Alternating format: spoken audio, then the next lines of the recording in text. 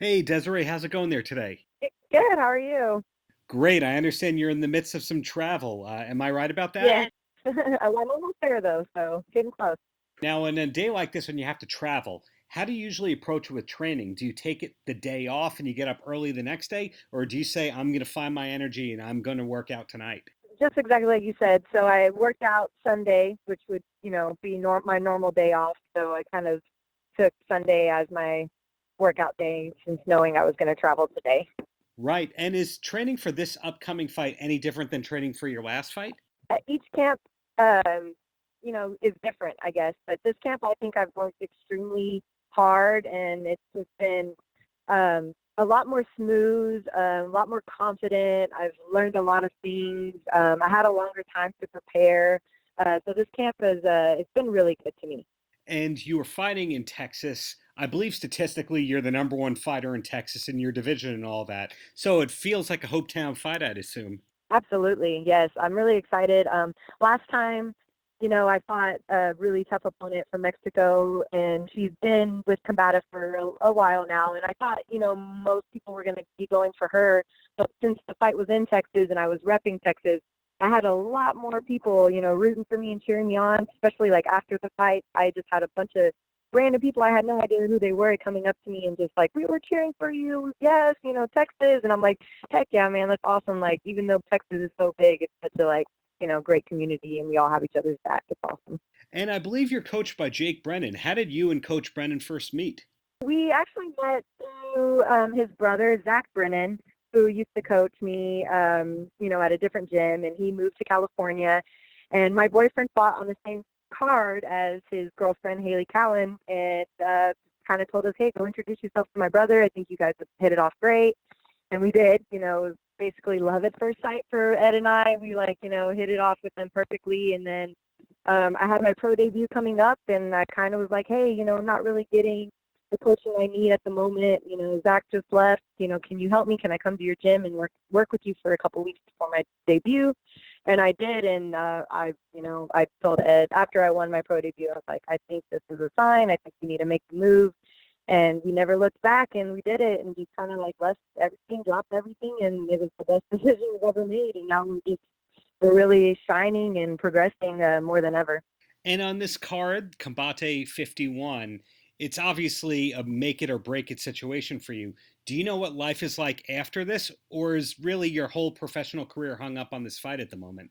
Oh no, if win or lose, I'm not going to dwell. I'm still going to keep fighting, obviously. You know, obviously the game plan is to win, and I feel very confident that's going to happen. So that's my main focus right now, is to go in there and take care of business. And whatever happens after this, I'm ready for that too.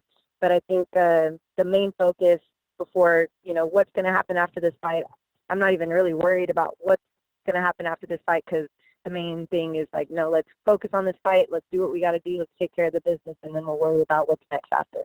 There's somebody like you who's training for big fights like this. Obviously, training is an all consuming effort, but what is life like for you when you're not training? Is it fun? What do you like to do? It's very fun, actually. Me and my boyfriend, we just got a house. We just got a puppy. We actually have kayaks, and I know this might sound crazy, but I am a huge bass fisherman. I used to want to be a professional bass fisherman. Still do one day. When I retire fighting, I'd like to get into professional bass fishing. And a lot of people think I'm like weird for saying that, but it's one of my biggest passions, and I haven't done it enough, and I want to get back into it once the weather starts getting warmer. But I am obsessed with bass fishing. I think it's probably one of my favorite things besides fighting. Have you encountered anyone else within the MMA world that's as passionate about bass fishing as you are? No, I've never. Like I said, when I tell people this, they're like, "What?" I would have never guessed that you like to bass fish, and especially on like kayak. Most people are like, "Oh yeah, do you have a boat?" And I'm like, "Nope, I'm straight kayak. Like work hard for my fish." So people think it's kind of funny because they would never expect it when you see me. I'm just some little girl, and but here I am, like loving the outdoors, and any chance I get, I definitely want to be on the water.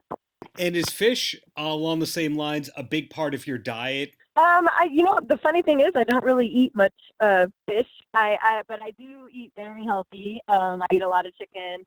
I'll treat myself to a really nice big steak every now and then if I'm like my weight's good.